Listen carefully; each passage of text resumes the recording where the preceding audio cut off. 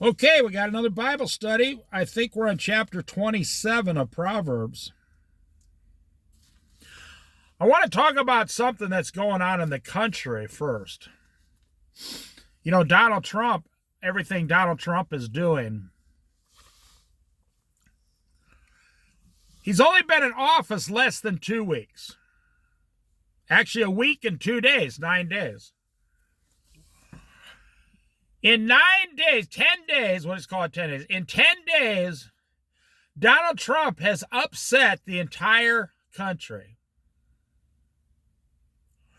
Now, he's trying, I know a lot of you out there following what's going on just for end times news and stuff. He's got all these orders to stop spending in all these areas.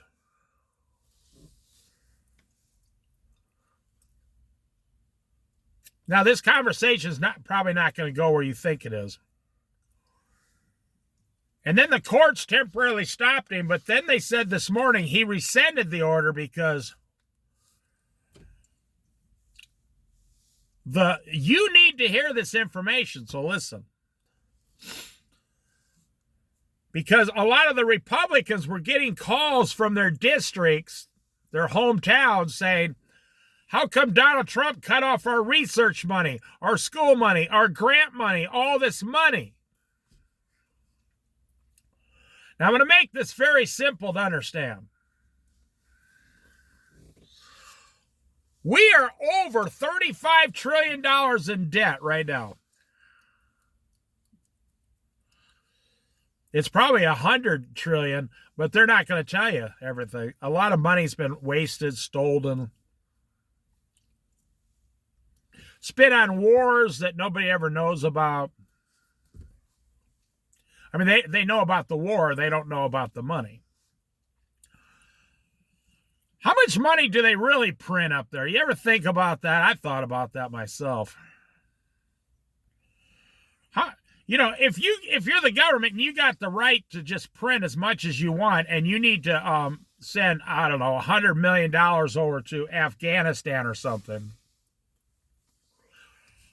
couldn't you just print it and send it over and not tell anybody? I mean, well, it's illegal, but I'm saying you could do it. Who would know? I mean,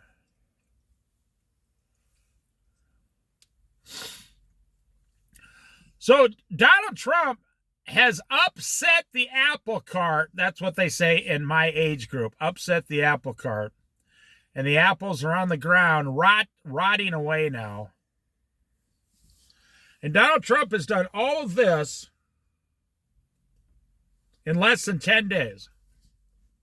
Now, let me get to the point I'm making.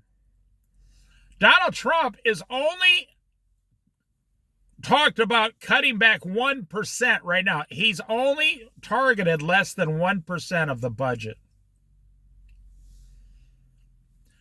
Listen to what I'm saying. Less than 1% of the budget. And look at how people are acting. That's the point I made. They're flipping out. Oh my gosh, someone took $25 out of my food stamps. Oh my gosh, someone's going to cut back my subsidized housing by $10. So think about it. That's why I say, even though Donald Trump became president and everybody thinks Donald Trump is our financial savior, I'm telling you, I've been talking about this. He's not. Things aren't going to turn out like you think they are with Trump. It's not going to happen. The people, once you open up the vault and hand out the free $100 bills to the American public, they're not going to stop now. They want their money and they want more of it. They don't want less, they want more. Now look what's happening. Donald Trump is trying to just cut back 1% right now in the first week. I mean, he plans on cutting the government back up to 40%. And look what's happening with just the first 1%. Okay, so how does this affect you? Well, I'll tell you right now. And then we'll start chapter 27. There is going to be a total collapse in the United States of America like you've never seen before.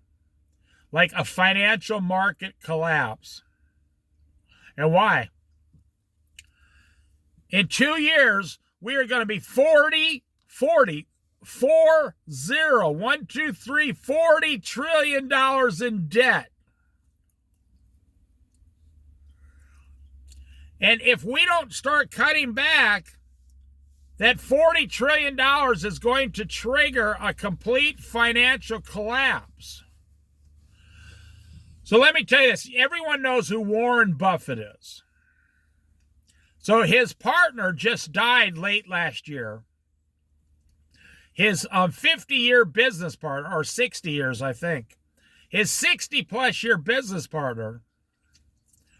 And you know what? Go read the letter. Go read the letter that he wrote. His business partner wrote a financial letter before he died. You can look it up. This guy was one of the top 10 smartest stock market guys in the world.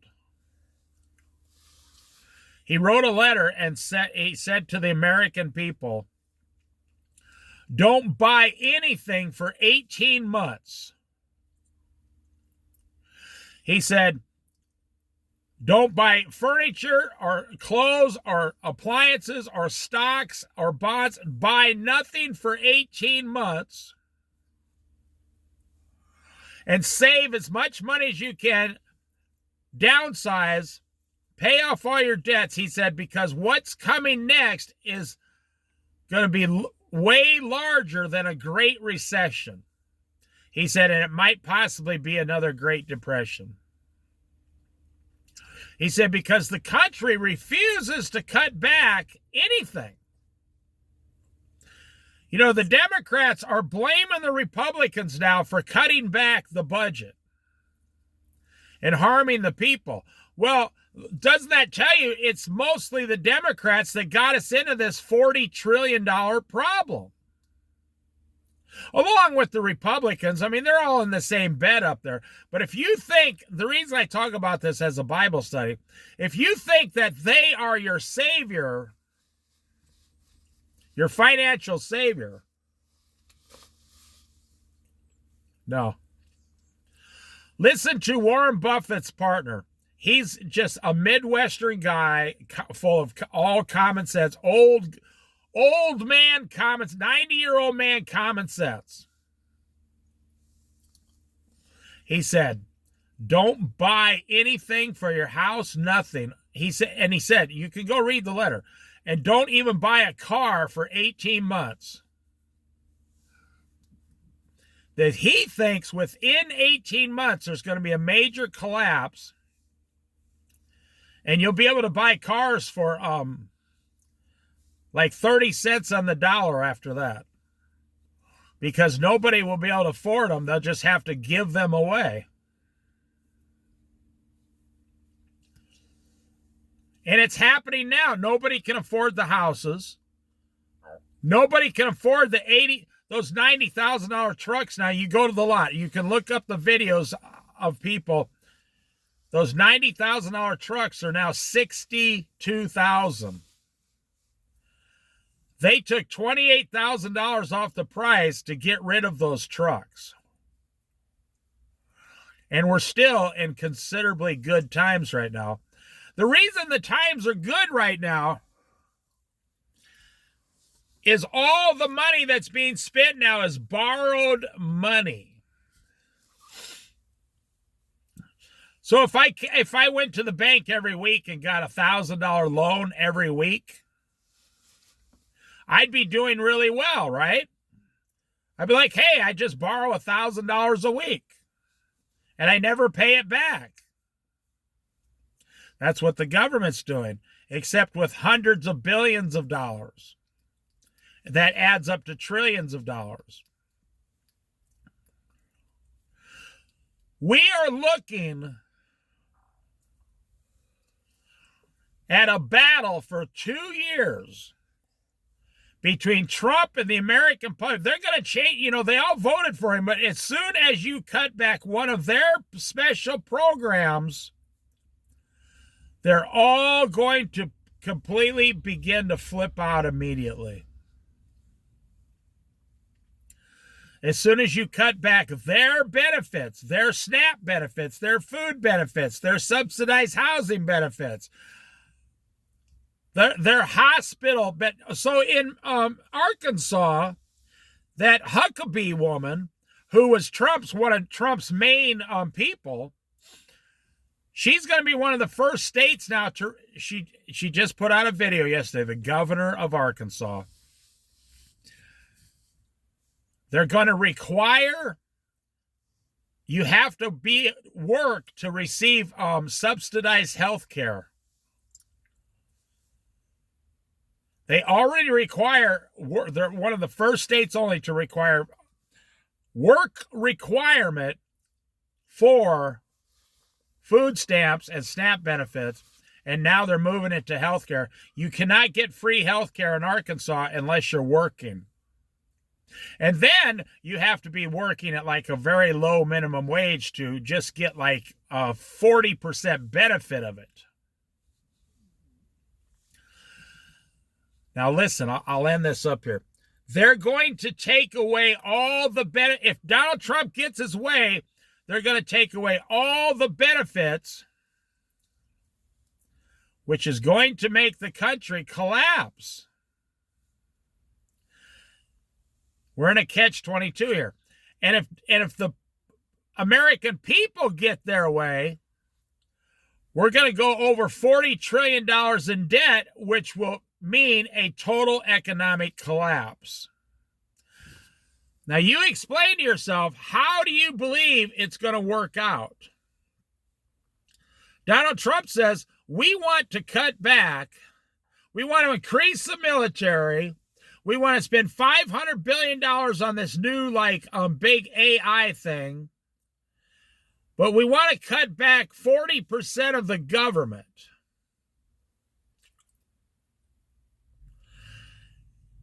That will make the American economy collapse completely.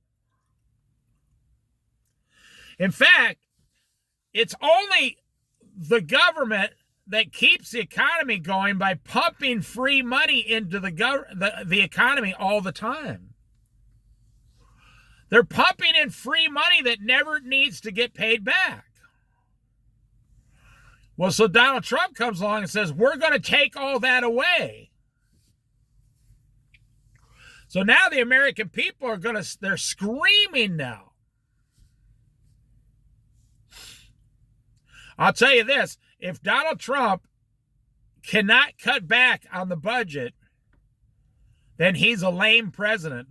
He could secure the border, but if he can't cut back on spending and we go over $40 trillion in a couple of years, we're going to collapse. You cannot owe $40 trillion in a country without the stock market and everything collapsing. Completely collapsing. So I'll just leave it at that. We'll start chapter 27. When one of the top 10 smartest stock market guys in the world says, buy nothing for 18 months,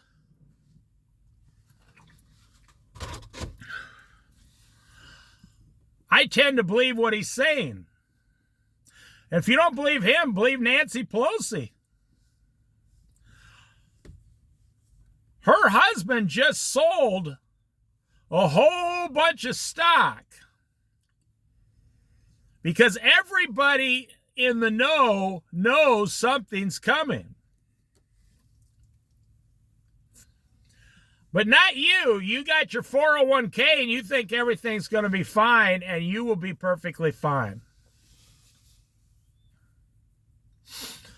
That's because you're not old enough to remember 2008, the Great Recession start. When people had $600,000 in their 401ks in 2008, And within 30 days, it went to 200,000. They had 600,000 and it went down to 200,000. It dropped over 65%. And then they said, well, if you just leave the 200,000 in there until 2025, you'll quadruple your money again. But if you could have known the collapse was coming, which I did know, in one of my old YouTube channels in 2007, I said there's some big major collapse coming, and I got a lot of the Lord was talking to me. Jesus was talking to me. I got a lot of pushback from that. That's when I stopped allowing comments on my channel. People were calling me all kinds of names. And then about 9 months later, what I put on there actually happened.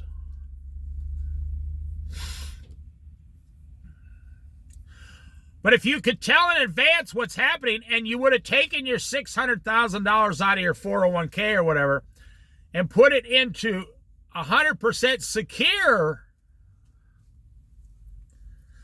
it would have doubled twice since then with like 5% interest. And you would have $2.5 million. I mean, don't you see how it's criminal? They say, we got all your 401k money in the stock market. Oh, it lost value. Sorry, it's all gone. Goodbye. Nothing we can do about it. You signed the form. You knew there was a risk of loss. It says on your thing, there is a potential risk of loss. LOSS. Okay, Proverbs 27. Do not boast about tomorrow, for you do not know what a day may bring. You don't even know what's going to happen tomorrow. You know, that's true, but we really do know what's coming. We know there's going to be financial collapse. We know there's going to be disasters. We know that there's going to be the rapture. We know that there's going to be a 7-year tribulation. So we really do know.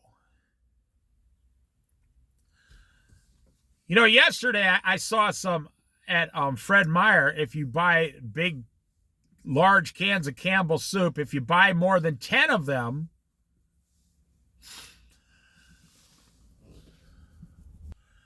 you get them for $1.50 each. They're normally $2.40. So you save 90 cents on a can. So I take a can of that soup, add 2 potatoes, a can of peas, and then the soup, and you got a meal for 2 for $4. So I bought 12 $4 meals yesterday. I bought 12 of them cans, and I saved $12, see? So there you go. I saved like $11 or $12. And now if something were to happen, I mean, I could survive on that soup with the potatoes, put an onion in there and a can of peas. Me and my wife could survive for 3 weeks easily. Get a little flour, make some homemade bread. Sure. So the pace, just Donald Trump is making the pace of everything go extremely fast. Now, you think, yeah, well, Donald Trump's cutting back on the government. Isn't that going to help us in the long run? Well, what if he decides to cut back on your industry and your business goes out of business? Just look at 1 + 1 is 2. Just look at the most common sense thing you can see right in front of your face. Usually, what you're seeing is what's actually happening. You have all the billionaires in America now telling you you need to cut back. Think about what I'm saying. Even if you're on fire, a Trump lover for life, all the billionaires are with Trump now. They all went to the inauguration. You got all the wealthiest billionaires in America. I mean, there's a few dozen of them.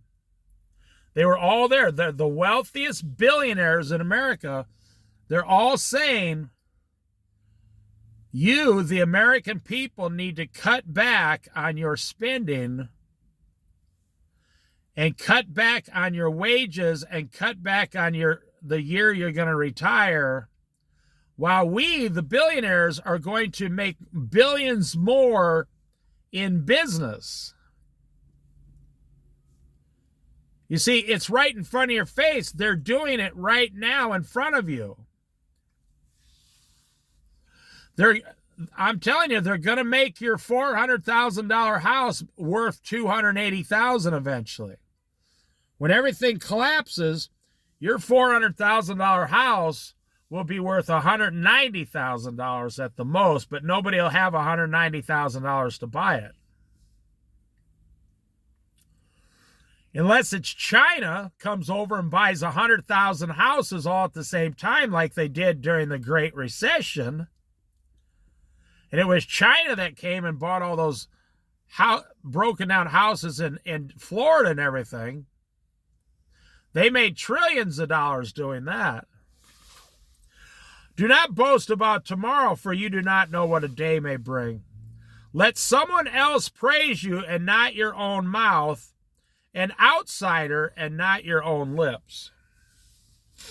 Well, that just speaks to being humble.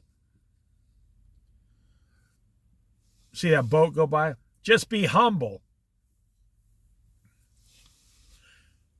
Don't brag about your life. Be like the old humble farmers I grew up with. They never even had a combine. Those old guys, they could run a 360-acre farm with just their own hands. They never once had a combine. They never had a tractor that was worth over $15,000 and a machine that just pulled the corn into the wagon behind you. It was a lot more work, but they weren't going to give all their money to, John Deere for a combine. If you look on YouTube, they got these farmers from the Midwest talking about their business. And this guy said he had to buy a $1.2 million combine to keep his farm going. And someone says, well, what did your dad own? He said, oh, my dad just owned like a $12,000 tractor, did all the work out of that. And I'm thinking, why don't you do that? Why don't you just work more and save $1.2 million? By the way, that's what a combine costs today, $1 million. Go look it up. Go try to buy a brand new combine from John Deere in Illinois and see what the price is. Not a used one, a new one, $1.2 million. When I was a kid, combines were like $60,000. You've got to be kidding me. They've got up 20 times in 40 years. Wow. That blows my mind because I used to live there.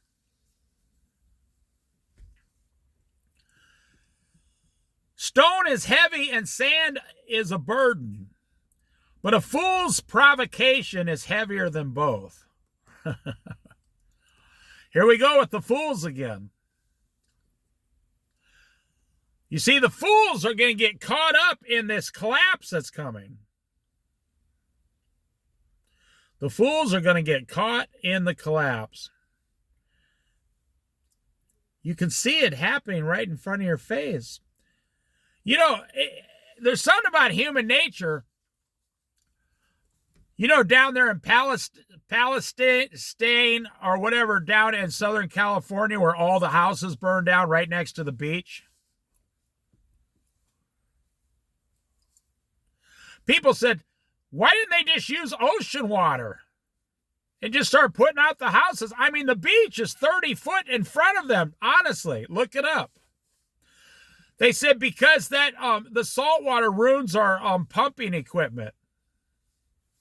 You mean you have multi-million-dollar houses burning down, 300 of them right in front of you, and you're worried about your $100,000 pumping machine? It literally took them 3 days to go start scooping water out of the ocean. That was after they ran out of water. But I'm saying human nature, you could see, you know, after the fact, you get all the interviews from people. And people were saying, yeah, I saw my neighbor's house burning down. I mean, like half a mile away. And then it started getting about a quarter of a mile away. And I saw 20 houses burn down. And then I was sitting in my house calling 911. Hey, you got to come save my house. And then I saw like the house 4 houses away from me started burning down.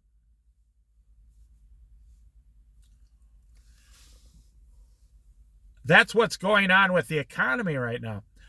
And I would say, any kind of a reasonable thinking person would say, if your neighborhood's on fire, you need to leave. But no, they sat there. They said, well, it's not going to happen in my house.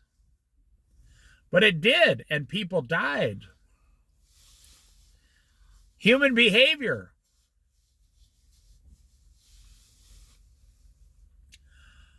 You know, and that's what's happening with the economy. We're watching in real time Israel at war, just like in the Bible. We're watching in real time the economy start to collapse, just at real time the Bible says.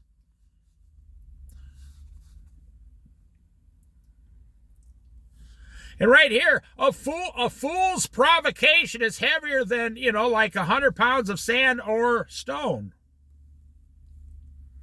The fool just sits there and watches until the fire starts at their own feet. Oh, it is, to me, it's fascinating to watch someone destroy their own life as you're watching them do it. And you say, hey, stop doing that. Why are you destroying yourself? And they say, and you don't think this is true, I've asked my own relatives, why do you keep taking drugs? You're destroying yourself. And they say, I know what I'm doing. You stay out of my business, Dave. But then they say, oh, by the way, Dave, can I borrow $30? I say, no, you're a drug addict. I'm not giving a drug addict $5. I'll make you a peanut butter sandwich. I had a relative call me up once. My wife kicked me out of the house. She told me to go see if Dave can help you. It's a true story. The guy said, she kicked me out. I don't have 10 cents. I'm homeless. I don't know what to do. I said, okay, I'll put you in a tent down at the beach and let you relax for a while.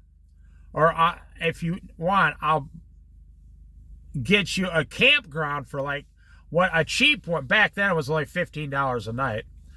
It's like 25 years ago. I'll get you a cheap campground, $25 a night, until you shape up and get a job. The guy says, no, man, I ain't going to do nothing like that. I said, I can see why your wife kicked you out. You're an idiot. That's what I told him. I said, how could a guy without a place to lay down tonight refuse to go to a campground in a nice tent that somebody else is paying for? next to the beach. He says, no, man, no, I got to stay at least a motel, a nice motel. I said, you don't have 2 nickels. You're asking me to pay $100 a night for you to sleep. And the relative was like, well, yeah, man, you know, we're relatives. I told this person, you're under the mistaken belief system that I like you more than I like $100. I'm not going to pay $500 a week for you to lay down and sit around and do drugs. You must be out of your mind. Well, the guy wandered around in the streets for a while, then called his wife and took a Greyhound bus all the way back home, back to like South Dakota. And he went back and told everybody that Dave is a mean jerk. I actually enjoyed it. I'm like, if you come to my house and you're as desperate as it gets, and I say, I'll get you a campground and a tent and a bicycle, and you can relax there, have some nice campfires, eat some beans and hot dogs.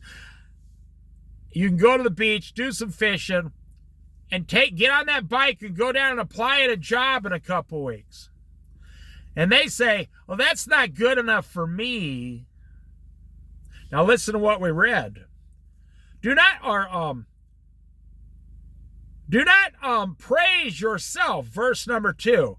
Let other people, do not praise yourself. This person that was begging for help, they thought they were better than me. They really just thought I was lesser than them. And here, a fool's provocation is heavier than stone and sand. That's what I say about the economy one more time. If you're watching it in real time in front of your face, give yourself more credit than you are. What you see is what's probably happening. What you're actually seeing is what's actually happening. But people say, well, no, maybe not. Well, I think it'll be okay. And I'll tell you what, if Donald Trump can't fix this in 3 years, the country's going to collapse after that. You tell me what number will make the country collapse. 20 trillion, 25 trillion, 30 trillion, 35 trillion, which we're at right now. 45 trillion, $50 trillion. So in 2 years, I think it is 2 years approximately, we're going to owe more in interest on the debt than we take in yearly taxes in the United States. And Donald Trump actually said last week, maybe we should abolish the IRS completely and have no federal tax. Let people have no tax. And I says to myself immediately, I read that, I says, no tax? Well, who's going to pay off the debt? The American dollar will collapse worldwide. But you don't understand, they want it to collapse, and they'll just start a new cryptocurrency in America just for Americans, and we'll just go off this new cryptocurrency. And all your money will get lost or cut in half, or... You know, it's like the price of eggs right now. You know, eggs were 99 cents. What? Like 7 years ago, 99 cents a dozen. Then they went to $4 a dozen. And now, Joe Biden had the agricultural place kill millions of chickens in the United States. You know, they never tell you they're doing these things. They killed millions and millions of chickens because they didn't want the bird flu to spread, and now they don't even have eggs. They went past the point of inflation where they destroyed themselves, and now they don't even have eggs for sale. And so you say, man, that's happening all over the place. Yes, you're right. It's coming to a paycheck near you. Verse number 4, anger is cruel and fury, F-U-R-Y, overwhelming. But who can stand before jealousy? You ever been in a situation with a jealous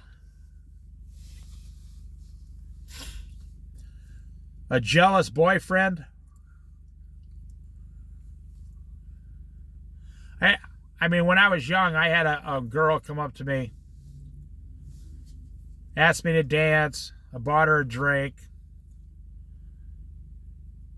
You know, she's flirting with me. Before I know it, there's this like ape-sized gorilla standing next to me, saying, "Hey, boy, what are you doing with my girlfriend?" I said, whoa, whoa, whoa there, Tex, I asked her if she was single. And she said, yes, I'm single. Because I don't fool around with, back then, I wouldn't, if it had a married woman, a boyfriend, I don't do that. Is she single? She said, yes, I'm single. He looks at her and says, did you say this? She says, no, I never. And she lied to her boyfriend. I said, oh, man, now you need to leave this girl because she's lying to you. And I'm not going to talk to her anymore either because I would never get involved with a girl who could lie so quickly like that. And this guy started grabbing me by the shirt. I'm going to kill you. He was so jealous and flipping out. But you see, that girl was, she was destroying his life. I saw him a couple weeks later. He came over and apologized to me. He said, man, everything you said about her was true. He says, you did me a favor. Thank you. He said, sorry I roughed you up, man. I said, oh, that's all right. I mean, we're both farm kids, I said, let me buy you a beer. I was 20 years old. Anger is cruel and fury overwhelming. But who can stand before jealousy? That says in the another part of the Bible, like if you sleep with a guy's wife, no matter how much you offer to pay him back, he will not accept it. He wants revenge on you because of his fury, his anger, his jealousy, that you went out with his wife, even though she's the one who went out with you. Doesn't matter. The husband doesn't want to blame his wife. He wants to kill you and take the wife back home like she's innocent. Innocent little lamb, never did anything wrong. Yep.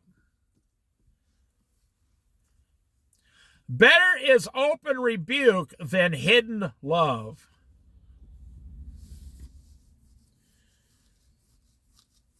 It's not good to hide your love for your parents or for parents to hide their love for their children. I came from the generation where the older men couldn't say I love you to their children or whatever. I don't know what it was. They just couldn't do it.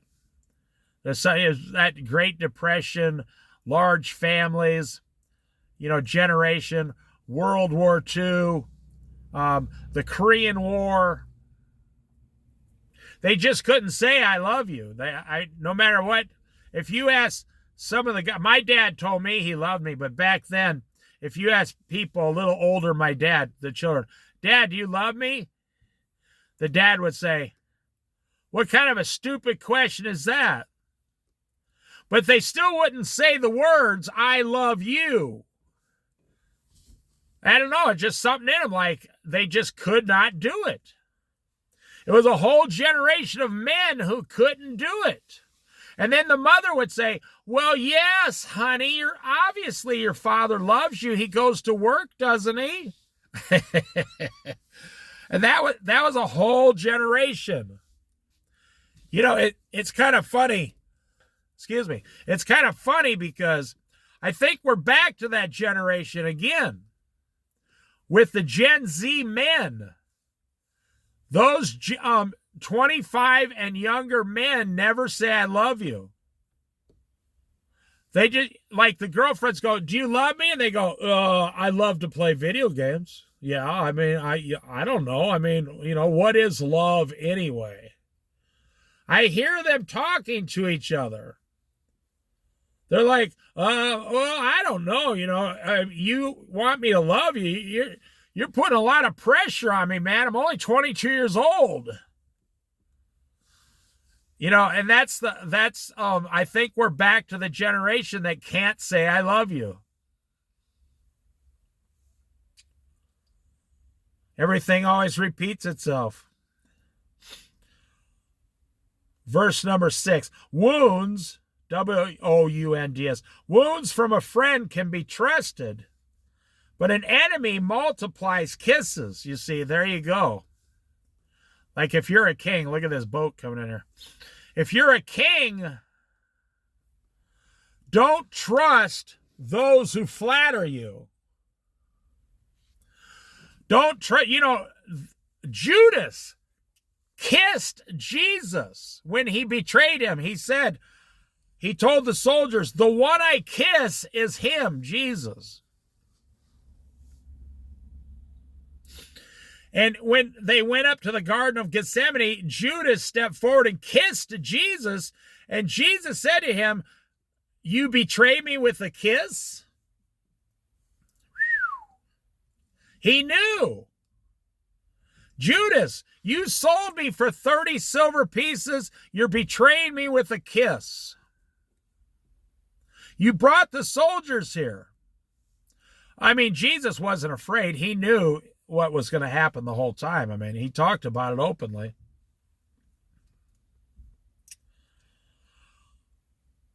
A friend should be able to tell you something that is harmful because they got your best interests in mind. But an enemy flatters you, gives you kisses on the cheek. Oh, you're so great. And when you turn around, they pull out, you know, like Judas Caesar, they pull out or Julius Caesar, they pull out knives and stab you. That's what they did to Caesar. All his men, they each pulled out knives. It was like 14 of them or something, started stabbing him. Right after they praised him. Julius Caesar, that's what it is. You can tell I'm not really into that kind of stuff.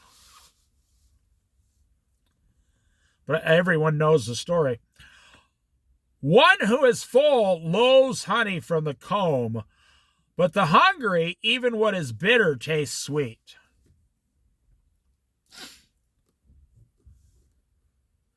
You know, I used to joke around with people in the restaurant business, as you could imagine. I mean, I admit it, I was kind of a smart aleck, you know, with the customers, but sit there and a customer would call you over to the table. Excuse me, sir, come over here. I'd say, yes, ma'am, how can I help you? This salad is not up to par.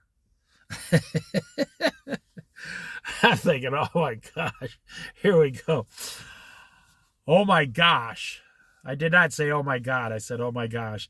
I said, yes, ma'am. So do you want another one? What's wrong with it? And they go, it's not edible. This lady told me once, it's not edible. And she looked at me for an answer. I said, well, that all depends on how hungry you are. And I'm sure she took it offensive because she weighed about 270 pounds. I said, that all depends on how hungry you are. I said, to an American, the salad might not be that good, but to someone starving in Africa, they'd kill each other for this salad. She kind of gasped.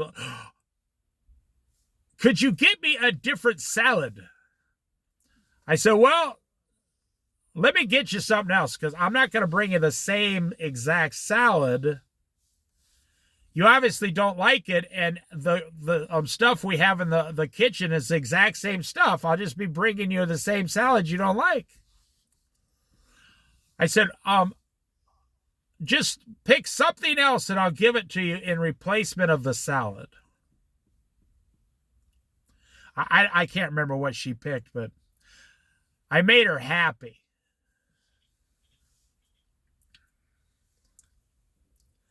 One who is full loathes even honey.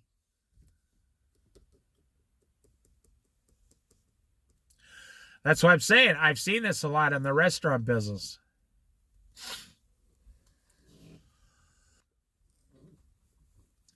I told you this story once before. I'm going to end this video pretty soon.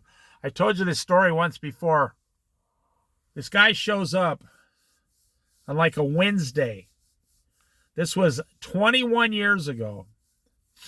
He called, and we had 3 people in the restaurant on a Wednesday. It was about 1 o'clock in the afternoon. It was very slow. It wasn't during the summer, nothing. The guy tells me, and he got a crab sandwich. Crab, a little Brussels sprouts or whatever, some lettuce, some crab seasoning, some cheese on it, melted crab sandwich. I mean, it was good. It was a good sandwich. If you like crab sandwiches, it was right up there. Calls me over. And I always love these people. He points and goes, "Sir, what is this?" I said, you don't know what you ordered? He said, "This is not a proper crab sandwich, sir." I think I'll just tell you this story and then end the video. And he says, "This is not a proper crab sandwich." I said, "Oh, you ordered the crab sandwich?" I said, "What's wrong with it?" And he began to tell me from scratch how to make a proper New York City crab sandwich. And I mean, as soon as he started talking, my brain went back to the 3rd grade, like my teacher, and I didn't hear one single word he said. I said, "Well, no offense, but you're not in New York City. You're on the West Coast. That's a proper West Coast crab sandwich." And I kind of smiled at him. He says, "Take this back to the chef." I said, "Well, there's your mistake. You think we have a chef here. We have a grill cook. We don't have chefs in these parts of the country."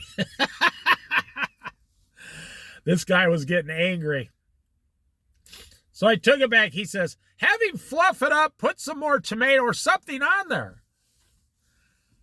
So I went back. The cook was probably outside actually smoking a joint, to be honest with you.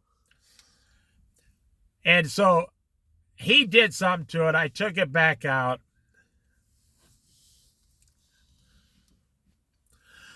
I took it back out. I put it on, on the placemat thing. I said, "The grill cook said you have some great suggestions and he would like to apologize. I just made it up." I said, "If you need anything else, call me over." The guy, within 3 minutes, snapping his fingers, "Sir, come back here immediately." So I came back. I said, "Yeah, what is it this time?" "The sandwich is worse." And he does this, and I'll tell you the rest of the story. The man then proceeded to tell me he works for a food magazine, a nationwide food magazine, and he's traveling across the United States looking for restaurant reviews. And he told me what his name was, Chef So-and-so, and that he was going to put a bad review of that restaurant in his magazine. And right then, I said, oh, okay, I get it now. All right, okay. I said, listen, nobody gives a damn who you are. You're in a town of 9,000 people who think a cheeseburger is a gourmet meal. I said, nobody cares what your name is. They don't care about your opinion. Nobody even buys your magazine. I said, I'll give you $50 if you can find someone selling a copy of your magazine in this town at the grocery store. The guy goes, oh, you are in a lot of trouble, mister. I said, okay, I don't want to argue. I said, just go ahead and leave the restaurant. We don't want you here. We just serve locals and tourists that come to the sand dunes. We don't want you in the restaurant. He goes, no, I want to order something else. I said, get out or I'm going to throw you out. And I sat down and took the other half of the sandwich that he never touched. And I started eating the sandwich in front of him. And now the waiter comes over and goes, Dave, why are you eating the customer's food? I said, the customer's just about to leave. I'm going to take a little break right here and calm down. And I'm going to see if this is a good crab sandwich or not. And I sat there and I said, this crab sandwich is delicious. So take your New York, attitude, your snubby nose and go back somewhere else to some fancy place. I said, you can put anything you want about this restaurant in here. You will not harm this restaurant $5 and you will not increase it $5. It doesn't matter. I said, but it was nice meeting you. Take care. Go ahead, take off. I said, you're not allowed in the restaurant anymore. And this guy left that restaurant and I was eating his sandwich for him. True story. He says, you're going to be hearing from my magazine.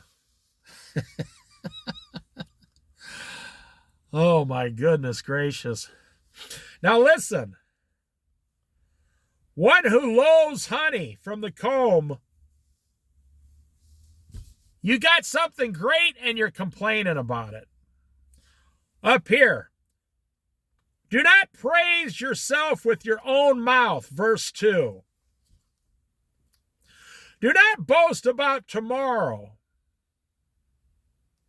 And by the way, I saw a copy of that guy's magazine somewhere, and he did not put us in his magazine. He just wrote it off as he took a wrong turn off the highway into hillbilly land. Perfectly good crab sandwich with potato chips and a drink, and he was telling me this is not up to New York standards. And he was going on like he was the king of the kitchen. And I told him the truth. Nobody gives a damn about you around here. We got people just trying to pay their rent. Just trying to get their tips. Nobody cares about anything you say about it.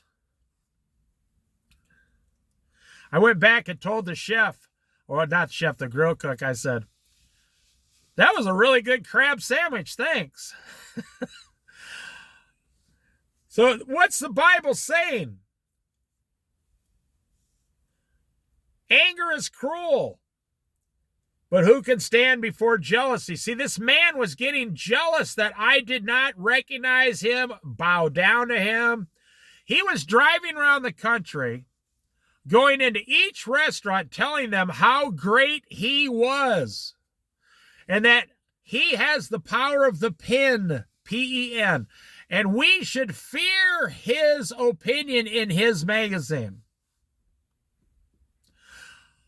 I told him, I'm going to start my own magazine, and I'm going to go around reviewing people who review restaurants. And that confused him, and he got all angry. I said, I want to follow people like you around and review you for reviewing restaurants.